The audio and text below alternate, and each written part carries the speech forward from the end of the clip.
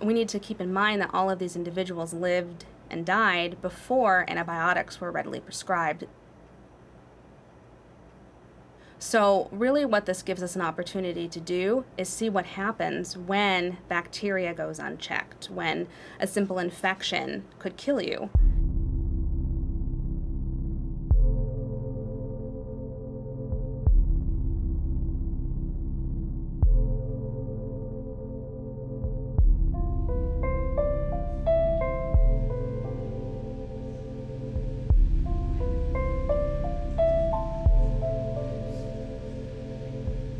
So the collection that we have here at the university is technically called the Santa Clara Valley Medical Center County Hospital Cemetery. We call them VMC for short.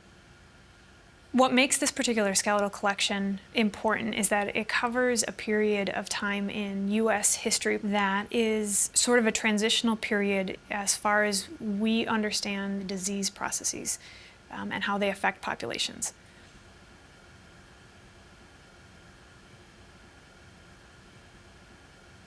The cemetery's in-use time spans between approximately 1871 to 1935, and the period of American public health history that covers is the time period after we really start to put a lot of prominence on what we call the germ theory, and before we get to widespread use of antibiotics, which really is a game changer in terms of how we treat disease. So within this collection, we're looking at individuals that are typically minority groups because this is a pauper cemetery. These are individuals that didn't necessarily have as much access to health care as other individuals in the population did.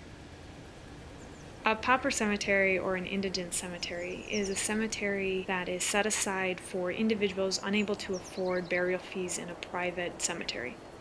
They're individuals who are either without family support or they're individuals whose economic status doesn't allow them to have money set aside for burial fees. At the time that this cemetery would have been in operation, we're looking at individuals that would have been at a county infirmary that were on the outskirts of town in a highly agricultural area of California. So the majority of the individuals in the VMC collection are males of 35 to 50 years old. Santa Clara Valley was largely agricultural at that time period.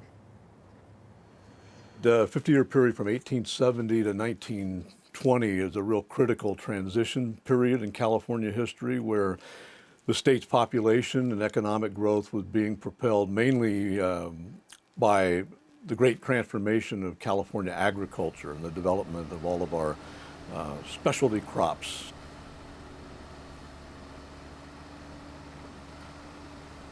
You know, by 1880, Santa Clara was already calling itself the Garden of the World, and they're producing large numbers of pears, onions, apricots, strawberries, peaches, and primarily deciduous fruits and vegetable crops.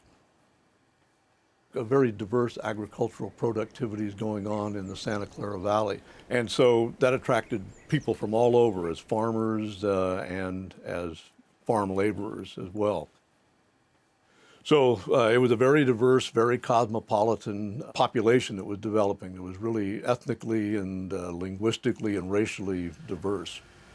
Individuals interred in the VMC cemetery represent primarily minorities within the Santa Clara Valley at the time. We have a high proportion of the skeletal remains that indicate ancestries related to Hispanic origins, Asian origins. We certainly do have European origin represented, but by and large we're looking at what are probably either first or second generation immigrant individuals. The land was owned mostly by white landowners, but the Chinese did most of the work until the Chinese Exclusion Act of 1882. There's an enormous demand for harvest labor to bring in the crops and then to process the crops. A lot of that work was dangerous, so it's not surprising you'd find evidence of industrial accidents. So there's this mostly male population of workers that was in this constant rotation. And because younger people are less likely to become ill, you get that more middle adult segment of the population in the public hospital.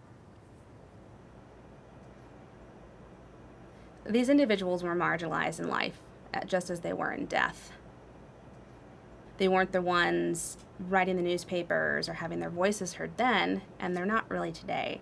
So being able to really delve into the details of their lives, to me, make sure that I'm giving them a place and a significance today that perhaps they weren't afforded in the past. One of the best ways to have sort of an unimpeded view of how disease actually impacts a community is to look at the most unbuffered members of that community, which happens to be oftentimes the indigent portions of your community. It's definitely a rarity to be able to work on 1,000 individual cemetery. Those don't come up very often. I was fortunate enough to begin working at the VMC cemetery just a few weeks into the actual project. So about barrel 100 is when I was brought in. So the cemetery was discovered in February of 2012, and it's on the current grounds of the Santa Clara Valley Medical Center. The medical center was interested in expanding a new wing of the hospital, and as they were doing excavations, they discovered a cemetery that they had forgotten was there, and it was essentially discovered by accident during the construction activities of building the new hospital wing. Chico State University acquired the skeletal contract for this. And at that point in time, it was moved to be housed on Chico State's campus for a 10-year curation period, after which time it would be given back to Santa Clara County. So my role during the excavation was to work as both an archaeologist and an osteologist. We'd work to take away all the dirt and then individually expose every bone of the skeleton, map in where specific artifacts were, like buttons or jewelry or religious artifacts. So after perhaps a day of working, you might have the entire skeleton uncovered, and that was a rather delicate operation because of the poor preservation on the bones. You could lift it up and it would just go to dust or crumble into 1,000 pieces where you'd never be able to tell that's what it actually was. Taphonomy is what happens to the bone after it's buried. And what we're seeing with this collection is that there is severe taphonomic damage. The graves themselves were slightly compacted. Part of this had to do with the fact that a parking lot had been on top of the cemetery since the early 1950s. The physical structure of the Santa Clara Valley is really great for the retention of groundwater, which is wonderful for agriculture, but not great for skeletal preservation. So the fluctuation in groundwater levels is really bad for bone. It weathers it, it damages it, dries it out. That combined with the fact that everyone was interred in redwood coffins, which are highly acidic, resulted in some pretty bad preservation of the skeletons in some of the cases, to the point where some of them almost didn't look like bodies anymore.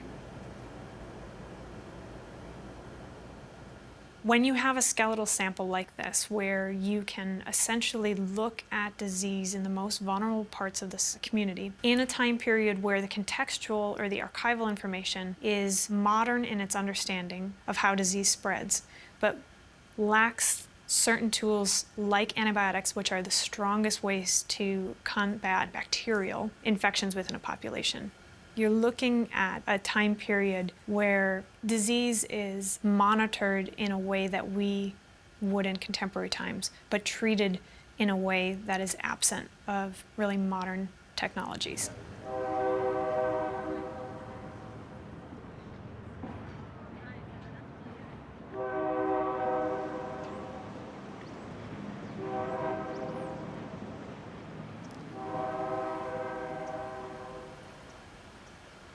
So one of the benefits to being able to have a collection like this on a university campus is the ability to engage students in actual hands-on experience with the research process, which is beneficial to completing a research process in a timely manner, but it's also immensely important for training future generations of researchers. What we study with this particular population is a number of different things. So we're not just interested in disease. We're also doing research on individuals' what we call biological profiles. We're estimating age, sex, ancestry, stature. We're also looking at pathology, which is possible diseases, and taphonomic damage to the collection. So when we have these individuals, we set them into anatomical position and we inventory what we have. Once that inventory is complete, then what we begin to do is we look at age, sex, and ancestry. A lot of the primary documents associated with the cemetery have been misplaced or destroyed, so we don't have a lot of access on who these individuals were, how they ended up in the cemetery, what they did for an occupation, etc. So through our work, we're able to say these basic things about them. And this can sort of begin to build a profile of who they were, and at that time, given who they were, what life would they have led. Some of the things that we've been seeing so far include things that are more in the trauma realm, like amputations. You can imagine if someone had a really bad fracture or if they had an infection, amputation was often the solution to that to preserve the life of the person. There are several finger amputations, which you think agricultural work. A common injury is hand injuries. So we specifically have an individual that shows a mid-shaft amputation of the femur, that's your upper leg bone. That not only shows a clean amputation, but also shows a rounded growth on the end, and that growth tells us something about the healing pattern for that amputation. So not only was the amputation performed successfully, but the individual survived for a number of years after the amputation.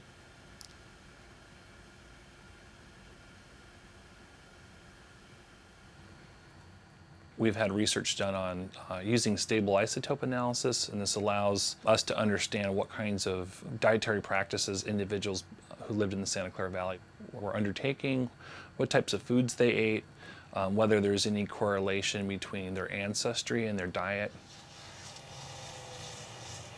There is a fair amount of evidence of infection on individuals' bones. When you have evidence of infection, it suggests that the body was able to mount an immune response against the pathogen. Some things like, let's say, the flu or cholera are too quick in killing an individual, and so there isn't the time for bone to remodel. For lesions to show up on the skeleton, there needs to be a period of sickness before death. This could range from a very simple old infection that we can still see from the response on the bone to really big, nasty infections where you just are very thankful for modern medicine today, very thankful for antibiotics and the fact that most people don't get to this stage. During this time period in history, what we see as the primary causes of death for individuals are infectious diseases. These individuals largely represent a pre-antibiotic sample. They had few options when it came to treating things like infectious disease.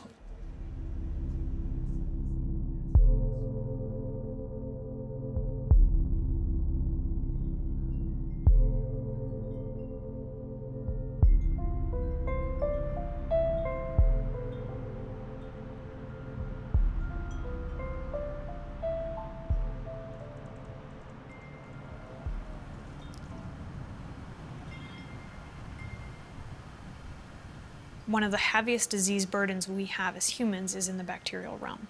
And antibiotics are really our first and our last line of defense against that type of disease. The danger isn't so much that bacteria can sometimes be resistant to antibiotics. The danger really comes when you have a change in the genetic makeup of bacteria that can be passed through generations that is resistant to antibiotics. It's thought that currently in the United States we have about 23,000 deaths in the United States related to antibiotic-resistant infections. Antibiotic resistance is encoded in an organism's DNA. Bacteria are able to produce millions and millions and millions of themselves in a very small area. You will get mutation events that happen all the time. One cell will become antibiotic resistant just in the normal replication machinery of an organism. antibiotics will be suddenly in the environment. All the other bacteria will die. Leaves this great field of food for this new organism to grow in, and then that one organism has that resistance. Infectious disease are an equal opportunity attacker. They don't really discriminate according to race, religion, or socioeconomic status. Antibiotics are really important in treating infectious disease. In people, they're primarily used for treatment of disease. In animals, it's a little bit different because they are used not only to treat disease, they're used as a food additive at low doses to promote growth. Antibiotics are frequently used in animal production to grow animals larger and to get them larger faster so that they can get to market faster. But the inappropriate use of antibiotics in animals is considered one of the major reasons that bacteria are becoming resistant to antibiotics. We may be currently seeing a rise in transmission of microbial diseases from animals to humans for many reasons. One, we're in closer contact with animals in our residences where we're building close to woodland areas. And then we're increasingly seeing what's called species jump, which is when a disease that's historically been only in animals crosses species and infects a human. And we're seeing that more and more because of the encroachment upon animal habitats.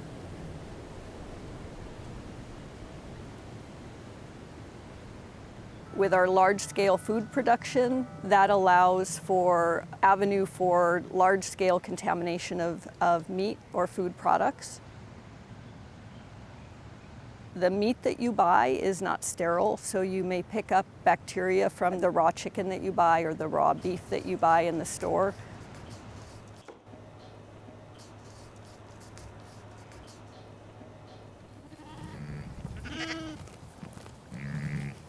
The use of antibiotics in livestock is treating disease. In order to be economically sustainable as a livestock producer, you have to maintain the health and well-being of the animal. That's part of it. And so by using antibiotics, we're able to cut the healing time, kill the infection, and get those animals back out grazing and into their life cycle much easier.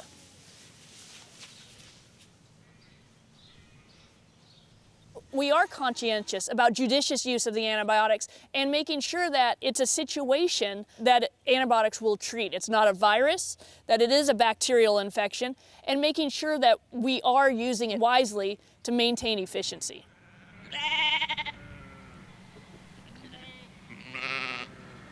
So the Center for Disease Control estimates that about 50% of antibiotic prescriptions in the United States each year are inappropriate, meaning the antibiotics are being prescribed for a condition where they're not effective. They weren't needed.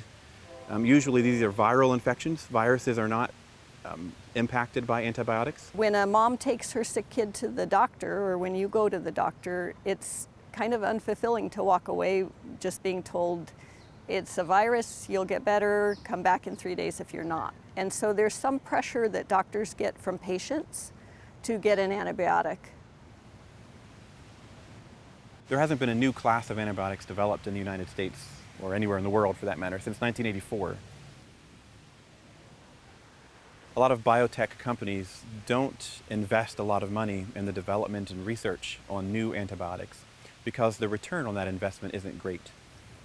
From a business standpoint, you're going to be more interested in producing something like a diabetes drug or a high blood pressure drug that people are going to take for life. Antibiotics don't offer the same kind of return because you treat the patient with an antibiotic, the infection gets cured, the patient no longer takes the antibiotic. So there's not as much of a financial return for a biotech company to produce new antibiotics. So antibiotic resistance we already know that to be a reality. Our challenge now is to limit their spread and to limit the development of more superbugs than we already have. We do that through using our antibiotics wisely. One aspect of confronting the problem will be to get more hospitals on board with being better stewards of antibiotics, meaning prescribing them appropriately. Since these pharmaceutical companies aren't going to just start developing antibiotics out of their own pocket, there needs to be a government-led incentive in order for them to continue research and development into antibiotics. I think we sometimes forget the simple things. Hand hygiene, preparing food correctly, all those practical types of disease prevention are very, very important. And it's really in overprescribing for the sake of livestock growth that we see the opportunity for bacterial colonies to really adapt to antibiotics.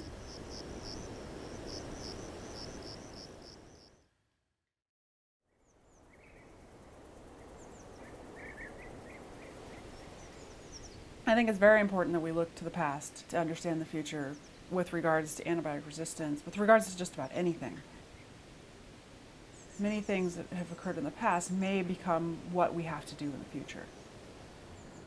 We're really doing a number on ourselves because we're trying so hard to fight off microbes that the bacteria that are resistant to the different antibiotics that we're using are just evolving new strains that are impervious to the effects of those drugs. And then you end up with new strains for which antibiotics no longer work. If you have bacteria that is entirely resistant to our strongest antibiotics in existence, you lose the ability to stem infections that may come with, let's say, surgery. Things like individuals going through chemotherapy or radiation treatments. The importance of studying this collection is that it's a unique insight into living conditions and the effect of agricultural work and disease on your body during that time period. When you have a skeletal collection like this, you have the ability to look at how disease would impact our population in contemporary times in the absence of one of our biggest medical advances that we have against disease. And so the information that we can glean about how that impacted the individuals in this portion of the population can lend insight into what we can expect or what we might see with a modern outbreak of really antibiotic-resistant bacteria. Also gives us a window into individuals who are not well represented in history books, and that's the poor. And so this really gives us a perspective of what it was like for these very poor immigrants that were coming into the Santa Clara Valley. Even if antibiotics were there, even if the medicine was available, these individuals would have most likely not had access to them. They would not have been able to afford it. When people die and they get buried in a cemetery, we think that's it. They get their grave marker, they're going to stay there. But a lot of the times with these indigent cemeteries, that's not what happens, because people like to forget that they're there and still see them as disposable. So they almost became kind of like friends, which might be an odd thing to say. I think almost everyone walked away from the excavations with a particular burial that stuck with them, that was somehow special or unique, and that we'll probably never forget.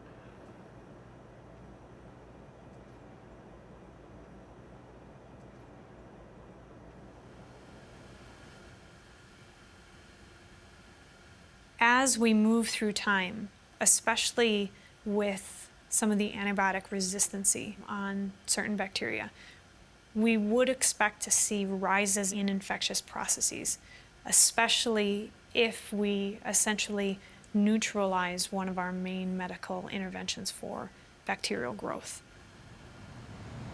We could go back to a time where we see minor infections turn into major infections because we don't have antibiotics to cure the minor infections. And we'll have increased mortality from diseases that otherwise are preventable. Eventually will probably emerge as one of the global health crises that we have to face in the future.